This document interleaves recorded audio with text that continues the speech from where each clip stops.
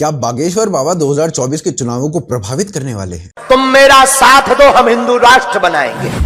क्या बीजेपी धीरेन्द्र शास्त्री का प्रयोग कर रही है? तो कभी महाराष्ट्र के उप मुख्यमंत्री देवेंद्र फडणवीस बाबा के साथ नजर आते हैं। कौन से हैं वो मुद्दे जिन पर धीरेन्द्र शास्त्री का काम 2024 के चुनावों को हिला देगा? जाएंगे पर अपने धर्म के अलावा किसी जगह नहीं झुकेंगे। क्या कारण है धीरेन्द्र शास्त्री के इतने लोकप्रिय होने का? कैसे वो बाबा जिसे कुछ समय पहले तक कोई नहीं जानता था आज चुनाव प्रभावित करने की तैयारी में है? कैसे धीरेन्द्र शास्त्री एक वर्ग विशेष की आंखों का कांटा बना हुआ है? सब जानने के लिए चैनल को सब्सक्राइब कर लें और वीडियो को अंत तक देखें।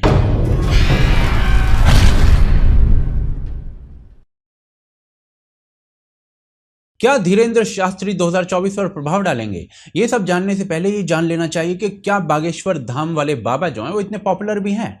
क्या कर रहे हैं इस समय धीरेन्द्र शास्त्री? करंटली वो बिहार में है और बिहार की राजनीति को गर्म किया हुआ है। बिहार की सरकार चला रहे लोगों के कुछ बयान सुनिए। बाबा के पीछे भाजपा के लोग ये करा रहे हैं सिर्फ इसलिए, लेकिन हमको तो कुछ आश्चर्य होता है कि सबकी क्या जरूरत है बोलने की। देवराहा बाबा को हम लोग मानते हैं, उन्हीं के आशीर्वाद से हमारा जन्म हुआ, इसलिए और कोई बाबा आवा टावा आपको हम नहीं जानते। एक कथावाचक के ऊपर बिहार की सत्ता के गलियारों से बार बार बयान आ रहा है। क्यों?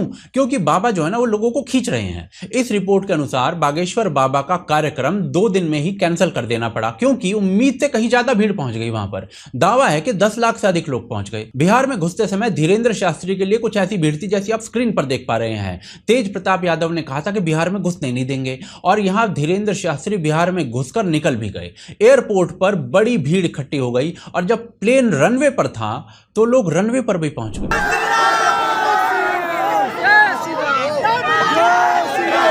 ऐसी ही कुछ भीड़ महाराष्ट्र और अन्य स्थानों पर भी देखी गई बागेश्वर बाबा के लिए। इतनी भीड़ क्यों आ रही है? इतनी भीड़, इतने प्रशंसक क्यों है धीरेन्द्र शास्त्री के? मैं नहीं जानता, पर यह पॉपुलैरिटी बड़े बड़े राजनेताओं और फिल्म स्टार्स को नहीं मिलती है। 2021 में बंगाल में नरेंद्र मोदी की एक रैली में लगभग 8 लाख लोग पहुंचे थे, जिसमें ऑफ कोर्स बस भर भर के लोग आए होंगे। धीरेन्द्र शास्त्री का कार्यक्रम यदि मोदी से भी बड़ा हो गया है तो उसके 2 ही कारण हो सकते हैं। या तो पॉलिटिकल भीड़ इनके कार्यक्रम का अंग बन गई है या फिर बाबा सच में लोकप्रिय हैं। पॉलिटिकल भीड़ भी यदि इनके कार्यक्रम में आई है तो भी अलिजिडली 10 लाख लोग जुटाना बिना लोकप्रियता के संभव ही नहीं है। स्वामी रामदेव की 2011 की एंटी करप्शन रैली में 1.5 लाख लोगों द्वारा ज्वाइन करने का प्रॉमिस किया गया था। आए कितने थे वो एक अलग बात है। मध्य प्रदेश की पत्रिका के अनुसार जिस क्षेत्र में बागेश्वर धाम है उस क्षेत्र की जमीन के दाम 10 गुना तक बढ़ गए हैं जब से धीरेन्द्र शास्त्री पॉपुलर हुए हैं। आसपास के क्षेत्रों के लोगों को रोजगार मिलने लगा है। ये सब चीजें पॉपुलैरिटी दिखाती हैं।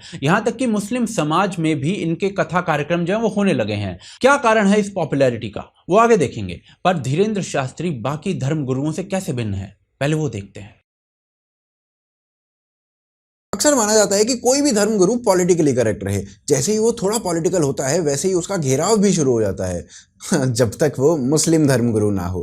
धीरेन्द्र शास्त्री कैसे भिन्न हैं, उसके लिए मुस्लिम धर्मगुरु कैसे पॉलिटिक्स को कंट्रोल करते हैं वो समझना पड़ेगा। अधिकांश हिंदू धर्मगुरुओं को देखें तो वो एपॉलिटिकल रहते हैं और व्यासपीठ पर बैठकर भी कुछ इस प्रकार का ज्ञान बांटते हैं।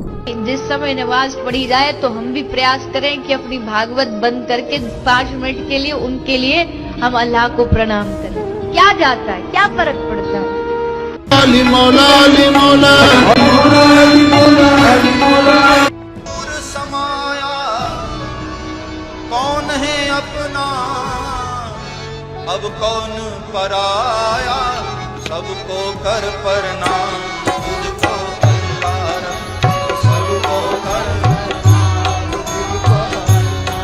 लेकिन धीरेन्द्र शास्त्री इनसे थोड़े से भिन्न हैं।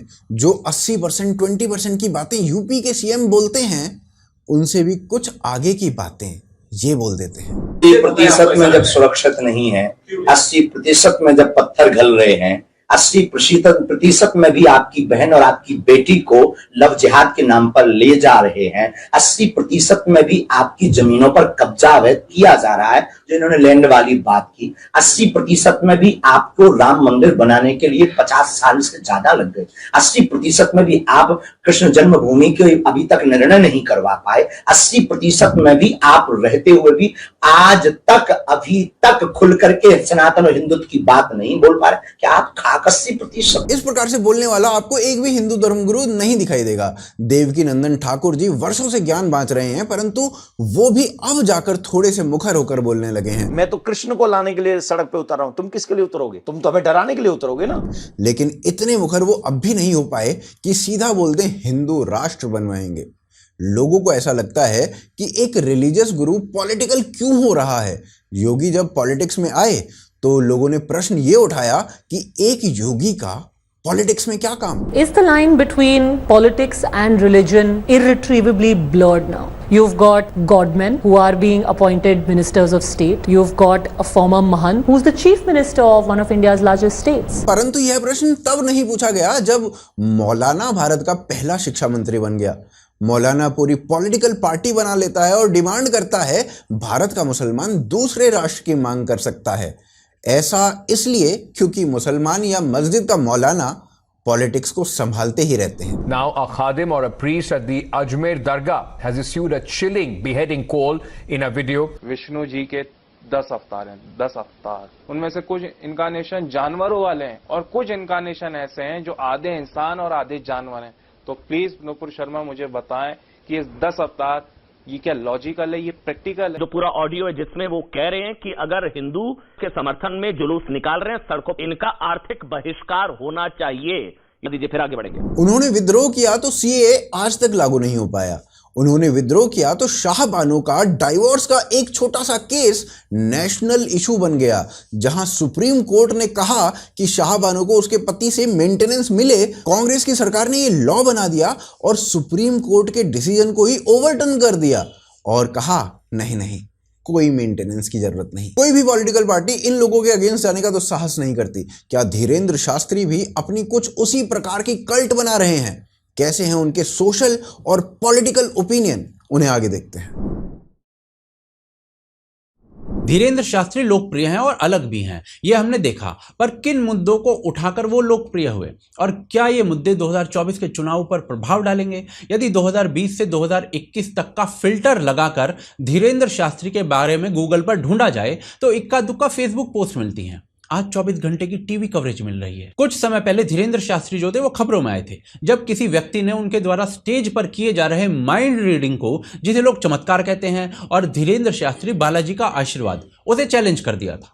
धीरेंद्र शास्त्री एक फ्रॉड के रूप में न्यूज पर आने लगे थे, जिसे उन्होंने बखूबी हैंडल किया था। पर उस दिन के बाद से सोशल मीडिया पर बागेश्वर बाबा के हिंदू राष्ट्र पर बयान वायरल रहते हैं। तुम मेरा साथ दो, हम हिंदू राष्ट्र बनाएंगे। बहुत जल्द समय आने वाला है कि भारत हिंदू राष्ट्र होने वाला। कौन कौन हिंदू राष्ट्र बनाने को तैयार है? और इसके लिए वो किसी उपद्रव से भी नहीं डर रहे हैं। राम जी के लिए जो कह रहे हैं, ये कट्टरपंथता से देश में उपद्रव मच जाएगा, देश में भयावह हो जाएगा।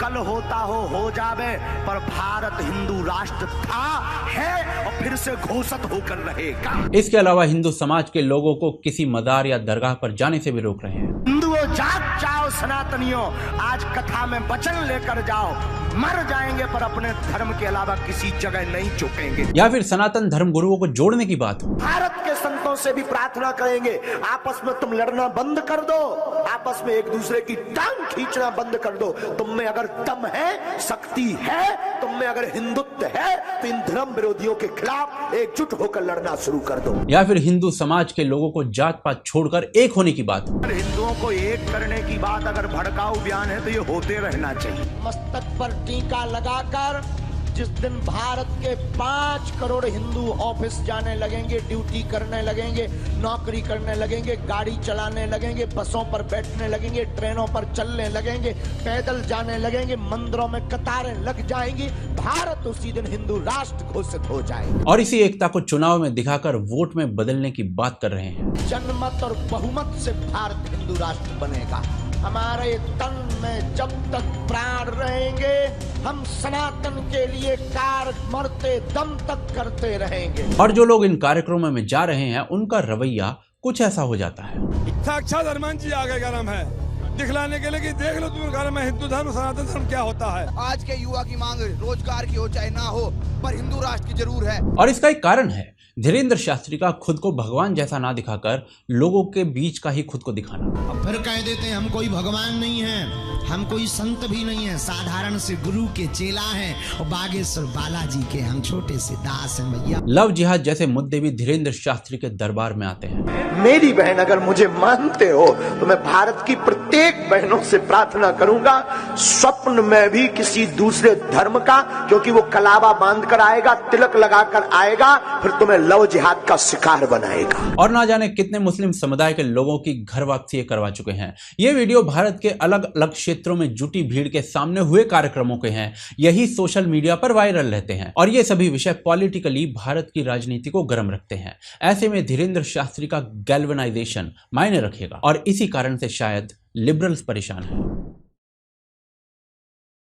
हिंदू धर्म का एक बाबा अपने ऐसे पॉलिटिकल ओपिनियन रखता है तो इसका सीधा लाभ भाजपा को होता है और इसके बाद कुछ लोगों का इनसे चिढ़ना अनिवार्य हो जाता है। अजीत अंजुम पिछले 3 दिनों में 2 वीडियोस मात्र इस बात पर बना चुके हैं कि धीरेंद्र शास्त्री की कथा सुनने भाजपा के नेता गए। कैसे धीरेंद्र शास्त्री जो चाहते हैं वो कभी पूरा नहीं हो पाएगा।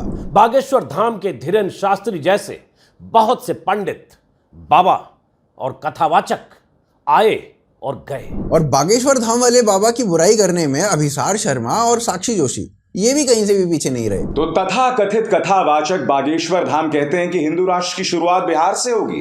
इस बाबा को जब जब मन करता है मीडिया के जरिए इसे बड़ा बनाने की कोशिश की जाती है, क्योंकि ये वो बात करने लगता है जिससे एक दल का फायदा बहुत बड़े लेवल पर होता है। सभी मीडिया हाउसेस बागेश्वर धाम के पीछे पड़ गए कि बाबा चमत्कार नहीं कर रहा है, अंधविश्वास फैला रहा है। बाबा को एक्सपोज करने के लिए पूरा देश का मीडिया लग जाता है और कैमरा पर चमत्कार करने को कहा जाता है और मीडिया ट्रायल्स भी शुरू कर दिए जाते हैं। हमारा ऐसा बिल्कुल कहना नहीं है कि बाबा चमत्कार कर रहा है, वो हम आपके विवेक पर छोड़ते हैं कि बाबा क्या कर रहा है। पर यदि यह अंधविश्वास फैलाना है तो वो क्या है जो ईसाई पादरी करते हैं कि परमेश्वर आपके अकाउंट में मिराइकल मनी करने के लिए जा रहा है। इन्होंने उन वर्ड्स को रिसीव किया, ये बता रहे हैं इनके अकाउंट में 22,000 की मिराइकल मनी हुई है। हालेलुया। इन मौलानाओं का मीडिया ट्रायल कब होगा जो टॉय गन से उपचार कर देते हैं। वैसे मीडिया ट्रायल तो आमिर खान का भी हो जाना चाहिए, क्योंकि उन्हें लगता है कि वो जिसके भी ऊपर थूकते हैं वो बहुत बड़ी एक्ट्रेस बन जाती है। जिस हीरोइन के हाथ पे मैंने थूका है वो नंबर 1 हो गई है। प्रश्न यहाँ पर अंधविश्वास फैलाने का नहीं है, दोहरे मापदंड का है। आप इतने रैटल्ड क्यों हैं? बाबा रामदेव या सदगुरु के पीछे भी आप इसी प्रकार से पड़ गए थे। वो तो अंधविश्वास भी नहीं फैला रहे थे, उन्हें बाबा के स्थान पर लाला, ठग, ना जाने और क्या क्या कहा जाने लगा था। और अब धीरेंद्र शास्त्री की बारी है। तो भाई अंत में धीरेंद्र शास्त्री क्या हैं क्या नहीं हैं वो आप डिसाइड करिए, पर ग्राउंड पर इसका क्या प्रभाव पड़ता है, क्या सिचुएशन है, वो आगे देखते हैं। आज राजनीति की जो स्थिति है वो क्या है ग्राउंड पर। राजनीति कुछ मुद्दों पर गहराती है। गरीब आदमी महंगाई और गवर्नमेंट स्कीम्स के लिए लड़ता है। मध्यम वर्गीय जो लोग हैं वो महंगाई और इंफ्रा डेवलपमेंट के लिए, रोजगार के लिए लड़ती हैं। और अमीर आदमी जो होता है वो सुरक्षा के लिए लड़ता है। और इसके अलावा होते हैं कुछ सामाजिक मुद्दे। 2004 से 2014 तक महंगाई रिकॉर्ड तोड़ रही थी, जिसे आप ग्राफ में देख सकते हैं। परंतु 2014 के बाद से अब तक ओवरऑल महंगाई का रेट बेहद कम रहा है। इसके अलावा जहां तक गवर्नमेंट स्कीम्स की बात है उसे एक उदाहरण से समझते हैं। 2019 तक केवल 17% भारतीयों के घर में नल से पानी आता था। आज 61% भारतीयों के घर में नल से पानी आता है। स्कीम इंप्लीमेंटेशन पर सरकार के सबसे बड़े क्रिटिक्स का भी कुछ ऐसा कहना है। Schemes. The voter in this country does not trust the Congress schemes. Forget it. Anything that happened in the past, very little got to her. Very little. This time, LPG, the house, even if government didn't build a house for you, you were building a house, they gave you 1.5 lakhs. One after the other. सुरक्षा जैसे मुद्दे यदि देखें तो भारत में जिहादी गतिविधियां कितनी घटी हैं वो आप सब जानते ही होंगे। अडानी जैसे मुद्दे केंद्र सरकार की पॉपुलैरिटी को कम नहीं कर पा रहे हैं, बल्कि नए सर्वेस के अनुसार नरेंद्र मोदी विश्व के सबसे पॉपुलर लीडर हैं और ऊपर बताए मुद्दों पर डिलीवरी उसका एक मुख्य कारण है। तो अंत में अधिकांश मुद्दे क्या रह जाते हैं? सामाजिक या धार्मिक मुद्दे, जैसे कि हिंदू राष्ट्र, राम मंदिर, धारा 370, यूनिफॉर्म सिविल कोड वगैरह वगैरह। इस प्रकार के मुद्दे धीरेंद्र शास्त्री उठा रहे हैं। 2024 के आरंभ में राम मंदिर श्रद्धालुओं के लिए खुल जाएगा, हिंदुत्व का मुद्दा अपने चरम पर होगा, तो बागेश्वर बाबा का हिंदुत्व पर बोला गया हर शब्द 2024 के चुनाव पर एक असर डाल सकता है। अंतिम प्रश्न, क्या बीजेपी धीरेंद्र शास्त्री का उपयोग कर रही है? क्या भाजपा धीरेंद्र शास्त्री का यूज कर रही है? कई पत्रकार पूछ रहे हैं कि बिहार में बाबा बागेश्वर के कार्यक्रम में इतने भाजपाई नेता क्यों दिखाई दिए? बीजेपी के सांसद, बीजेपी के विधायक, बिहार बीजेपी के तमाम नेता उस पंडित धीरेंद्र शास्त्री की सेवा में लोटपोट हो रहे हैं। इस बात पर इतना बवाल क्यों? क्या ऐसा पहली बार हुआ है कि एक धर्म गुरु के एक राज्य में जाने पर कुछ पॉलिटिकल लीडर्स उससे मिलने चले गए हों? इस बात पर इतने भयंकर व्यूज आ रहे हैं, देखिए। मंत्रण हम लोगों के आता रहता तो उससे हम लोगों को कोई फर्क नहीं। हमारा एकमात्र लक्ष्य है कि जनता का जहां भलाई हो वहीं हम अपना समय दें। कुछ समय पहले गुलाम नबी आजाद ने कंसर्न्स दिखाए थे और कहा था कि पॉलिटिक्स और रिलीजन को अलग अलग होना चाहिए, और अनेकों लोग उनकी बात को सब्सक्राइब करते हुए भी दिखते हैं। मजहब को हमें सियासत से अलग करना हो।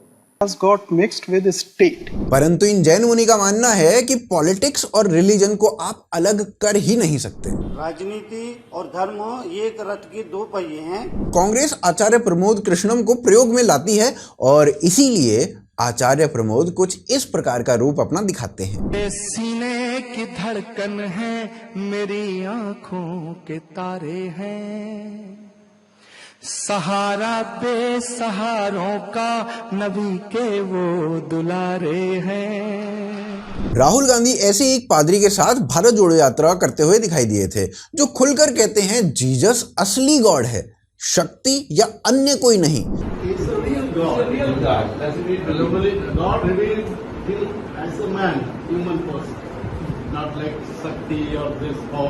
वैसे तो ये भाई साहब पहले ये भी कह चुके हैं कि भारत माता की जय बोलने से स्केबीज हो जाती है। ममता बनर्जी से लेकर नीतीश कुमार, अखिलेश यादव से राहुल गांधी सब स्कल कैप लगाते हुए दिख जाते हैं मौलानाओं के बीच में। वहीं सिद्धरमैया कर्नाटका के चुनावों से कुछ समय पहले गुरु अजैया से मिलने गए, जो कि एक वोक्कलिगा है, जो लिंगायतों के बाद दूसरा सबसे डोमिनेंट समुदाय है कर्नाटका में। मोतीलाल वोरा, अशोक गहलोत, कृष्णा तीरथ, विलास राव देशमुख, कमलनाथ सब आसाराम बापू की सभाओं में दिखाई दिए थे। तो भाई भाजपा के नेताओं का बागेश्वर वाले बाबा की सभा में जाने को अलग तरीके से क्यों देखा जाना चाहिए?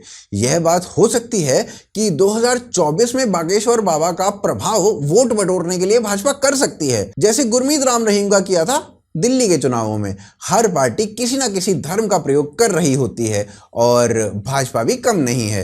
तो हो सकता है 2024 के चुनावों में बागेश्वर बाबा आपको दिखाई दे पॉलिटिकल पार्टीज के द्वारा यूज होते हुए। धीरेंद्र शास्त्री के मुद्दे 2024 के चुनावों में प्रभाव डाल सकते हैं।